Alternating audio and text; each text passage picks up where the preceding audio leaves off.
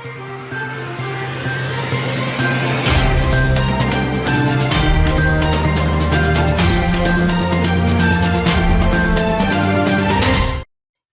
முக்கிய நிகழ்வுகள். இந்தியா கூட்டணியின் ஒற்றுமையை சிதைத்தது திமுக தான். திமுகவின் சிவாவின் குற்றச்சாட்டிற்கு காங்கிரஸ் கட்சியின் பாலன் பதிலடி.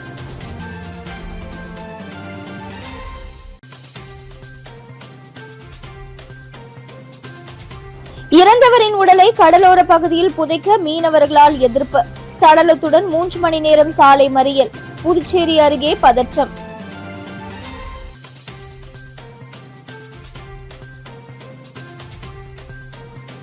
தமிழகத்தில் தாவேக ஆதரவுடன் மும்மொழி கொள்கையை நிறைவேற்ற பாஜக திட்டம். திமுக மாணவர் அணி குற்றச்சாட்டு.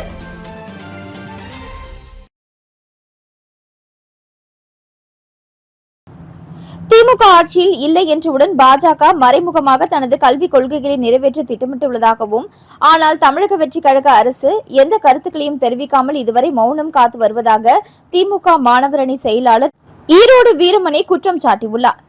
PMST திட்டம் CBSE பள்ளிகளில் மும்மொழி கொள்கையை அமல்படுத்தும் முயற்சி மற்றும் உயர்கல்விக்கான ஒற்றை ஒழுங்குமுறை அமைப்பை உருவாக்கும் நோக்கில் கொண்டுவரப்பட்டுள்ள VBSE மசோதாவிற்கு எதிர்ப்பு தெரிவித்து திமுக மாணவரணி சார்பில் வரும் ஜூன் 23ஆம் தேதி சென்னை ஆளுநர் மாளிகை முன்பு மாபெரும் முற்றுகை போராட்டம் நடைபெறும் என்று திமுக மாணவரணி செயலாளர் ஈரோடு மணி அறிவித்துள்ளார். புதுச்சேரி திமுக அலுவலகத்தில் இன்று நடைபெற்ற ஜென்சி இளைஞர்களுக்கிடையே திமுகவின் கொள்கைகள் மற்றும் கோட்பாடுகளை கொண்டு சேர்ப்பது தொடர்பான ஆலோசனைக் கூட்டம் நடைபெற்றது. கூட்டத்தில் திமுக மாணவரணி செயலாளர் ஈரோடு வீரமணி, புதுச்சேரி மாநில திமுக அமைப்பாளர் சிவா, மாணவரணி நிர்வாகிகள், கட்சி பொறுப்பாளர்கள் மற்றும் இளைஞர்கள் கலந்து கொண்டனர். கூட்டத்தில் சமூக வலைதளங்கள் வழியாக இளைஞர்களை அதிக அளவில் சென்றடைவது குறித்து விரிவாக ஆலோசிக்கப்பட்டது.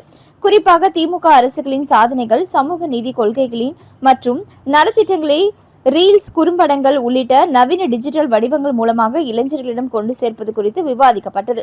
மேலும் இளைஞர்களை கட்சியுடன் நெருக்கமாக இணைக்கும் நடவடிக்கைகள், அண்மையில் நடைபெற்ற தேர்தல்களில் ஏற்பட்ட பின்னடைவுகளுக்கான காரணங்கள் மற்றும் தமிழக வெற்றி கழகத்தின் அரசியல் அணுகுமுறையை எதிர்கொள்ள வேண்டிய வியூகங்கள் குறித்தும் கருத்து பரிமாற்றம் நடைபெற்றது. இதனைத் தொடர்ந்து செய்தியாளர்களை சந்தித்த ஈரோடு வீரமணி மத்திய பாஜக அரசின் கல்விக் கொள்கைகளை கடுமையாக விமர்சித்தார். பாஜக அரசின் கல்விக் கொள்கைகளுக்கு எதிராக திமுக மாணவரணி தொடர்ந்து குரல் கொடுத்து வருகிறது. தற்பொழுது VBSA மசோதா மூலமாக தமிழ்நாட்டில் உள்ள பல்கலைக்கழகங்களின் தன்னாட்சியை பறித்து அவற்றை மத்திய அரசின் கட்டுப்பாட்டுக்குள் கொண்டுவர முயற்சிகள் நடைபெற்று வருகின்றன. இது உயர்கல்வி அமைப்பை பாதிக்கும் அபாயகரமான நடவடிக்கையாகும். தமிழ்நாட்டின் கல்வி உரிமைகளுக்கு முட்டுக்கட்டை போடுவதற்கான முயற்சிகளை பாஜக அரசு தொடர்ந்து மேற்கொண்டு வருகிறது என்றார். மேலும் பேசிய அவர், திமுக ஆட்சி காலத்தில் கல்வியை அடமானம் வைக்கும் எந்த திட்டத்தையும் ஏற்க மாட்டோம் என்று முதலமைச்சர் மு க ஸ்டாலின் உறுதியாக தெரிவித்திருந்தார். ஆனால் தமிழகத்தில் ஆட்சி மாற்றம் ஏற்பட்டவுடன் PMST திட்டத்தை மீண்டும் அமல்படுத்துவதற்கான முயற்சிகளை மத்திய அரசு தீவிரப்படுத்தி வருகிறது. தேர்தல் முடிவுகள் வெளியான மறுநாளே இதற்கான நடவடிக்கைகள் தொடங்கப்பட்டன. ஆனால் தமிழக வெற்றி கழகம் இதுகுறித்து இதுவரை தெளிவான நிலைப்பாட்டை வெளிப்படுத்தவில்லை என்று குற்றம் சாட்டினார். மும்மொழி கொள்கை குறித்து பேசிய அவர், தற்பொழுது CBSE 9ஆம் வகுப்பு மாணவர்களிடம் மும்மொழி கொள்கையை வலியுறுத்தும் நடவடிக்கைகள் மேற்கொள்ளப்பட்டு வருகின்றன. இந்த முயற்சி அடுத்த ஆண்டுகளில் மேலும் விரிவுபடுத்தப்பட வாய்ப்பு உள்ளது. 3வது மொழி கற்பது நல்லது என்று கூறப்படுகிறதே தவிர, இந்தி மற்றும் சமஸ்கிருதத்தை தவிர பிற இந்திய மொழிகளை கற்பிப்பதற்கான ஆசிரியர்கள் போதுமான அளவில் இல்லை. ஆனால் சமஸ்கிருத மொழிக்காக ஆயிரக்கணக்கான கோடி ரூபாய் நிதி ஒதுக்கப்பட்டு ஆசிரியர்கள் நியமிக்கப்பட்டுள்ளனர். இது மொழி சமத்துவத்திற்கு எதிரானது என்றார். மும்மொழி கொள்கை மற்றும் இந்தி திணிப்புக்கு எதிராக திமுக தொடர்ந்து போராடும் என்று கட்சித் தலைவர் மு க ஸ்டாலின் ஏற்கனவே அறிவித்துள்ளார். அதனைத் தொடர்ந்து PMST திட்டம், மும்மொழி கொள்கை மற்றும் VBSA மசோதாவிற்கு எதிர்ப்பு தெரிவிக்கும் வகையில் ஜூன் 23ஆம் தேதி சென்னை ஆளுநர் மாளிகை முன்பு திமுக மாணவரணி சார்பில் மாபெரும் ஆர்ப்பாட்டம் நடத்தப்பட உள்ளது என்றும் அவர் தெரிவித்தார். VBSA மசோதா குறித்து பேசிய ஈரோடு வீரமணி, இந்த மசோதா உயர்கல்வி நிறுவனங்களின் தன்னாட்சியை பாதிப்பதோடு மட்டுமல்லாமல் பெண்களுக்கான கல்வி வாய்ப்புகள், கட்டண ஒழுங்குமுறை மற்றும் இடஒதுக்கீடு கொள்கைகள் உள்ளிட்ட சமூக நீதி சார்ந்த அம்சங்களையும் பாதிக்கும் அபாயம் கொண்டதாக உள்ளது என்று கூறினார். மாணவரணி வளர்ச்சி குறித்த கேள்விக்கு பதிலளித்த அவர், தமிழகத்தை முழுவதும் 137 கல்லூரிகளில் திமுக மாணவர் மன்றங்கள் செயல்பட்டு வருகின்றன. ஒவ்வொரு கல்லூரியிலும் சராசரியாக 250 மாணவர்கள் வரை உறுப்பினர்களாக இணைக்கப்பட்டுள்ளனர். வரும் காலங்களில் மாணவர் மன்றங்கள் மேலும் விரிவுபடுத்த பணிகள் மேற்கொள்ளப்படும் என்றார்.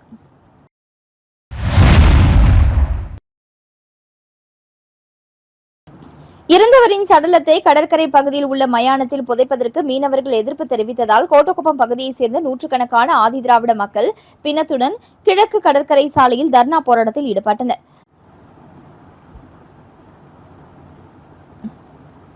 நூற்றுக்கணக்கான ரிசர்வ் பட்டாலியன் பாதுகாப்புடன் சடலம் மயானத்திற்கு கொண்டு செல்லப்பட்ட நிலையில் அங்கு மீனவர்கள் போராட்டம் நடத்திய நிலையில் நீண்ட பேச்சுவார்த்தைக்கு பிறகு இறந்தவரின் உடல் கடற்கரையில் உள்ள மயானத்தில் புதைக்கப்பட்டது. புதுச்சேரி அருகே விழுப்புரம் மாவட்டத்தில் உள்ள பெரிய கோட்டக்குப்பம் மாரியம்மன் கோவில் வீதியைச் சேர்ந்த 70 வயதான பூமிலிங்கம் என்பவர் நேற்று காலை இறந்துள்ள நிலையில் அவரது சடலத்தை கடற்கரையில் உள்ள இடுகாட்டில் புதைக்க சென்ற போது பொதுமக்கள் அவர்களை தடுத்து எச்சரித்தனர். இதனிடையில் கோபமடைந்த ஆதிதிராவிட மக்கள் இறந்தவரின் உடலோடு கிழக்கு கடற்கரை சாலையில் தர்ணா போராட்டத்தில் ஈடுபட்டனர். 500க்கும் மேற்பட்டோர் இறந்த சடலத்தோடு போராட்டத்தில் ஈடுபட்டதால் கிழக்கு கடற்கரை சாலையில் கடும் போக்குவரத்து நெரிசல் ஏற்பட்டது. பிற்பகல் 3 மணிக்கு தொடங்கிய போராட்டம் 6 மணி வரை முடியாத காரணத்தினால் கிழக்கு கடற்கரை சாலையில் 2 கிலோமீட்டர் நீளத்திற்கு போக்குவரத்து நெரிசல் ஏற்பட்டது. அதன் பின்னர் களத்திற்கு வந்த விழுப்புரம் டிஐஜி அருளரசன் போராட்டத்தில் ஈடுபட்ட மக்களுடன் பேச்சுவார்த்தை நடத்தினார். பேச்சுவார்த்தையின் பொழுது கடற்கரை பகுதியில் உள்ள மயானத்தில் தான் புதைப்போம், அதற்கு காவல்துறையினர் உரிய பாதுகாப்பு கொடுக்க வேண்டும் என்கிற கோரிக்கையை ஏற்றதும் போராட்டத்தில் ஈடுபட்டவர்கள் கலைந்து சென்றனர். அதன் பிறகு 200க்கும் மேற்பட்ட போலீஸ் பட்டாலியன் பாதுகாப்புடன் இறந்தவரின் சடலம் கோட்டக்குப்பம் கடற்கரையில் உள்ள மயானத்திற்கு கொண்டு செல்லப்பட்டது. அங்கு மீனவ மக்கள் எதிர்ப்பு தெரிவித்த நிலையில் காவல்துறையினர் நடத்திய பேச்சுவார்த்தையின் மூலம் தீர்வு காணப்பட்டு மயானத்தில் நிறுத்தப்பட்ட படகுகள் அகற்றப்பட்ட பின்னர் இறந்தவரின் சடலம் புதைக்கப்பட்டது. பெரிய கோட்டப்பம் பகுதியில் 5000க்கும் மேற்பட்ட ஆதிதிராவிடர்கள் வசித்து வரும் நிலையில் ஆண்டாண்டு காலமாக கடற்கரை பகுதியில் உள்ள மயானத்தை தான் பயன்படுத்தி வருவதாகவும், ஆனால் சில ஆண்டுகளாக மீனவ மக்கள் தங்களை தடுப்பதாக குற்றம் சாட்டுகின்றனர். அதே நேரத்தில் மீனவ மக்களோ கடற்கரையில் தாங்கள் படகு நிறுத்தும் இடம் கடல் அரிப்பால் உள்வாங்குவதாகவும், இதனால் படகுகளை தங்களுக்கு நிறுத்துவதற்கு இடமில்லை என்றும் தெரிவிக்கின்றனர். ஆதிதிராவிடர் மக்களுக்கு ஏற்கனவே சாலைக்கு வலதுபுறத்தில் மயானம் உள்ள நிலையில் அவர்கள் அங்கு உடல்களை புதைக்காமல் பிரச்சனை செய்வதற்காகவே கடற்கரை பகுதிக்கு வருவதாக மீனவ மக்கள் குற்றம் சாட்டுகின்றனர். மயான பிரச்சினை காரணமாக கோட்டக்குப்பம் பகுதியில் இரு தரப்பினரிடையே பிரச்சினை ஏற்பட்டுள்ள நிலையில் அடுத்து 3 நாட்களுக்கு காவல்துறையினர் பாதுகாப்பு பணியில் ஈடுபடுத்தப்படுவார்கள் என்றும், மாவட்ட ஆட்சியர் தலைமையில் இரு தரப்பினருக்கிடையே பேச்சுவார்த்தை நடத்தப்படும் என விழுப்புரம் டிஐஜி அருளரசன் தெரிவித்துள்ளார். போராட்டத்தின் பொழுது ஆர்ப்பாட்டக்காரர்கள் வீசிய கல் 2 காவலர்களை தாக்கியதாகவும், காயமுற்ற காவலர்கள் மருத்துவமனையில் அனுமதிக்கப்பட்டுள்ளதாகவும் டிஐஜி தெரிவித்தார்.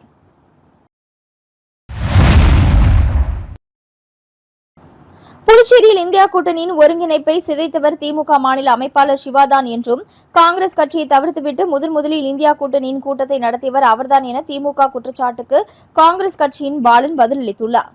புதுச்சேரி காங்கிரஸ் கட்சியின் முன்னாள் சட்டமன்ற உறுப்பினரும் செய்தி தொடர்பாளருமான MNR பாலன் செய்தியாளர்களை சந்தித்தார். அப்பொழுது பேசிய அவர், திமுக கூட்டத்தில் பாஜகவை வெற்றி பெற வைத்தது காங்கிரஸ் என விமர்சனம் செய்த சிவாவிற்கு பதிலளிக்கும் வகையில் பல்வேறு குற்றச்சாட்டுகளை வைத்தார். அதில் புதுச்சேரியில் இந்தியா கூட்டணியின் ஒருங்கிணைப்பை சிதைத்தவர் திமுக மாநில அமைப்பாளர் சிவாதான், காங்கிரஸ் கட்சியை தவிர்த்துவிட்டு முதலில் இந்தியா கூட்டணியின் கூட்டத்தை நடத்தியவர் சிவாதான், மேலும் காங்கிரஸ் கட்சியை ஓடாத வண்டி என்று விமர்சனம் செய்தவரும் சிவாதான், மேலும் திமுக மேலிட பொறுப்பாளர் ஜெகத் ரட்சகனுடன் இந்த கூட்டணியை விமர்சனம் செய்துள்ளார். மேலும் இப்படியெல்லாம் விமர்சனம் செய்து திமுக காங்கிரஸ் தொண்டர்களிடம் மனக்கசப்பை உணர்வை ஏற்படுத்தினார். கடந்த 5 ஆண்டுகளாக எதிர்க்கட்சித் தலைவராக இருந்தபொழுது செயல்படாமல் ஆளும் முதல்வருடன் இணைந்து செயல்பட்டவர்தான் சிவா எனவும், அப்பொழுது பேசாததை இப்போது சிவா பேசுகிறார். மேலும் ஆளும் NR காங்கிரஸ் பாஜக ஆட்சி வருவதற்கு முதல் காரணமாக இருந்தவரும் சிவாதான். அதனால் தன்னிலையை உணர்ந்து சிவா பேச வேண்டும். கடந்த 5 ஆண்டுகளாக இணக்கமாக இருந்துவிட்டு ஆளுங்கட்சியில் 6 புரோக்கர்கள் இருக்கிறார்கள் என்ற தற்பொழுது பேசுகிறார். இத்தேர்தலில் ஏன் மக்கள் திமுகவை நிராகரித்தார்கள், இந்தியா கூட்டணியை நிராகரித்தார்கள் என்று நினைத்து பார்த்து நடவடிக்கை எடுக்க வேண்டும். தேர்தலில் வென்றால் திமுக தான் காரணம் என்றும், தோற்றால் காங்கிரஸ் தான் என கூறலாமா என கேள்வி எழுப்பிய அவர், காங்கிரஸ் கட்சியை விமர்சிப்பதை மாநில அமைப்பாளர் சிவா தவிர்த்து நேரடியாக பொது விவாதத்திற்கு தயாரா என கேள்வி எழுப்பியுள்ளார்.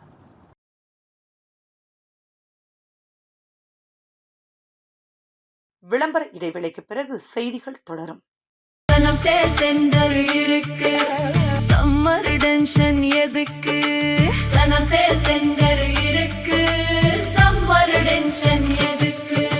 தனம்ல ஏசி வாங்கி சம்மரை சில் பண்ணுங்க. தனம் சேல் சென்டர், காமராஜ் சாலை, பாண்டிச்சேரி. செய்திகள் தொடர்கின்றன. புதுச்சேரி ஜீவா நகரில் மகளிரின் கோரிக்கைகளுக்கு உடனடி நடவடிக்கை. குப்பை தொட்டி அமைத்துக் கொடுத்த Kamaraj Nagar MLA Jose Charles Martin. Puducherry Kamaraj Nagar தொகுதிக்குட்பட்ட ஜீவா நகர் பகுதியில் லட்சிய ஜனநாயக கட்சியின் தலைவரும் காமராஜ் நகர் தொகுதியின் MLAவுமான ஜோஸ் சார்லஸ் மார்டின் மக்களை நேரில் சந்தித்து அவர்களின் குறைகளை கேட்டறிந்தார். அப்பொழுது அப்பகுதி மகளிர் குப்பைகளை முறையாக சேகரித்து அகற்றுவதற்காக குப்பை தொட்டி அமைத்து தர வேண்டும் என கோரிக்கை வைத்தனர். மக்களின் கோரிக்கையை உடனடியாக ஏற்றுக்கொண்ட எம்எல்ஏ ஜோஸ் சார்லஸ் மார்டின் சம்பந்தப்பட்ட அதிகாரிகளிடம் குப்பை தொட்டி அமைக்க தேவையான நடவடிக்கைகளை மேற்கொள்ளுமாறு உத்தரவிட்டார். அதன்படி ஜீவா நகர் பகுதியில் புதிய குப்பை தொட்டி அமைக்கப்பட்டது. இதனால் அப்பகுதி மக்களும் மகளிரும் மகிழ்ச்சியடைந்து தங்களது கோரிக்கைகளுக்கு விரைவாக நடவடிக்கை எடுத்த எம்எல்ஏ ஜோஸ் சார்லஸ் மார்டினுக்கு நன்றி தெரிவித்தனர்.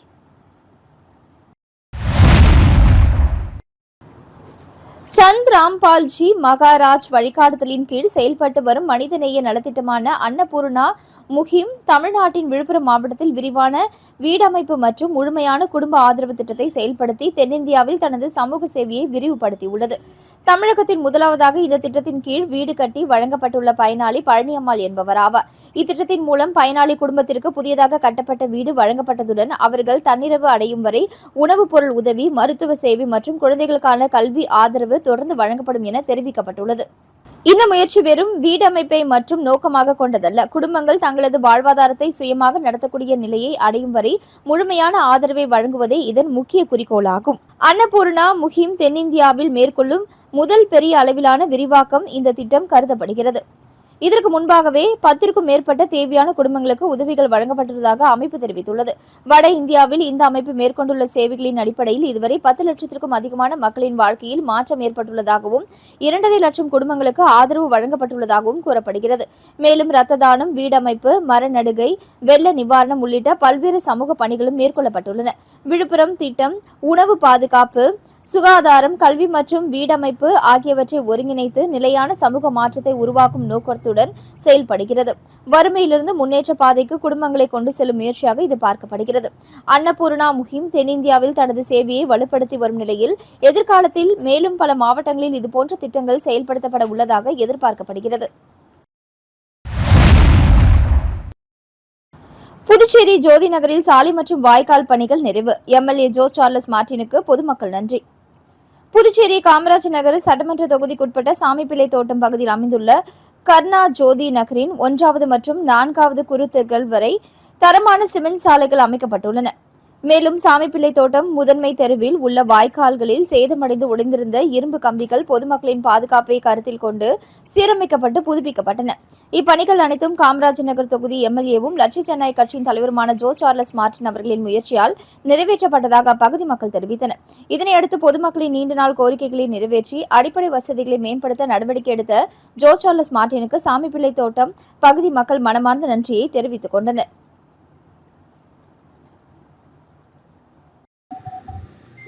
சாம்பிள தோட்டம் 37ஆம் number booth incharge Charles sir Martin வந்து எம்எல்ஏ ஆன உடனே நாங்கள் வச்சிருக்கிற கோரிக்கை எல்லாமே செஞ்சு கொடுத்துட்டாரு. முதல்ல வந்து சாமிப்பிள்ளை தோட்டம் முதன்மை சாலையில இருந்த கிரில்லு உடஞ்சிருந்தது. அதை சொன்ன உடனே செஞ்சுட்டாரு. அது ரொம்ப கஷ்டமா இருந்தது எங்களுக்கு. அதுதான் வந்து மெயின் இதுவே ஈசிஆருக்கு போற வழி. அதை வந்து உடனே செஞ்சு கொடுத்துட்டாரு. அப்புறம் சாக்கடையெல்லாம் வந்து ரொம்ப வஸ்டா இருந்தது. அதெல்லாமே உடனே செஞ்சு கொடுத்துட்டாரு. புதுச்சேரி காமராஜ் நகர் தொகுதியில் உள்ள பொறையூர் குளம் பகுதியில் கழிவுநீர் அடைத்துக் கொண்டு தெருக்களில் வெளியேறுவதாக லட்சிய ஜனநாயக கட்சியின் தலைவரும் காமராஜ் நகர் தொகுதியின் எம்எல்ஏவுமான ஜோஸ் சார்லஸ் மார்டின் அவர்களுக்கு மக்கள் புகார் தெரிவித்தனர். உடனடியாக சம்பந்தப்பட்ட இடத்திற்கு ஆட்கள் மற்றும் கழிவுநீர் அகற்றும் வாகனங்களை அனுப்பப்பட்டு கழிவுநீர் வாய்க்கால் உள்ளே இருந்த பழைய மோட்டார் வெளியே எடுக்கப்பட்டது. மேலும் புது மோட்டார் பொருத்தப்பட்டு உடனடியாக சரி செய்யப்பட்டது. அப்பகுதி மக்கள் லட்சிய ஜனநாயக கட்சியின் தலைவரும் காமராஜ் நகர் தொகுதி எம்எல்ஏ ஜோஸ் சார்லஸ் மார்டின் அவர்களுக்கு நன்றினை தெரிவித்துக் கொண்டனர்.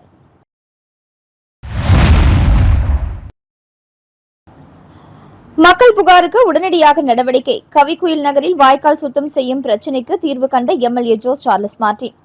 புதுச்சேரி காமராஜர் நகர் தொகுதிக்குட்பட்ட கவிக்குயில் நகரில் வீடுகளின் அருகே செல்லும் வாய்க்காலில் குப்பைகள் மற்றும் மணல் அடைத்து கிடப்பதால் கழிவுநீர் சீராக செல்ல முடியாமல் பொதுமக்கள் அவதி அடைந்தனர்.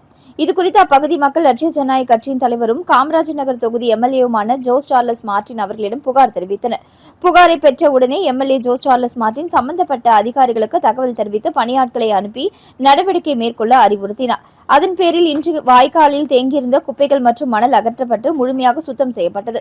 இதன் மூலம் கழிவுநீர் தடையின்றி செல்லும் வகையில் பிரச்சினைக்கு உடனடி தீர்வு காணப்பட்டதால் அப்பகுதி மக்கள் மகிழ்ச்சி அடைந்து நன்றி தெரிவித்தனர். காமராஜ் காமராஜர் நகர் தொகுதியில் உள்ள சாரம் தொடக்கப்பள்ளி லட்சிய ஜனநாயக கட்சியின் தலைவர் திரு ஜோஸ் சார்லஸ் மார்டின் அவர்கள் குழந்தைகளுக்கு கல்வி உபகரணங்கள் மற்றும் இனிப்பு வழங்கிய பிறகு அப்பள்ளியின் தலைமை ஆசிரியர் விஜயலட்சுமி அவர்கள் லட்சிய ஜனநாயக கட்சியின் தலைவரும் காமராஜர் நகர் தொகுதி எம்எல்ஏவுமான ஜோஸ் சார்லஸ் மார்டின் அவர்களுக்கு நன்றி தெரிவித்து பேட்டி அளித்தார். மீண்டும் இன்றைய முக்கிய நிகழ்வுகள். இந்தியா கூட்டணியின் ஒற்றுமையை சிதைத்தது திமுக தான். திமுகவின் சிவாவின் குற்றச்சாட்டிற்கு காங்கிரஸ் கட்சியின் பாலன் பதிலடி.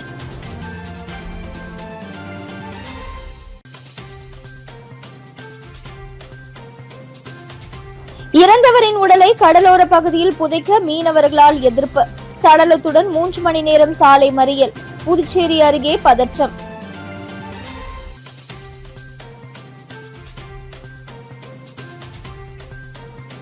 தமிழகத்தில் தாவேக ஆதரவுடன் மும்மொழி கொள்கையை நிறைவேற்ற பாஜக திட்டம். திமுக மாணவர் அணி குற்றச்சாட்டு.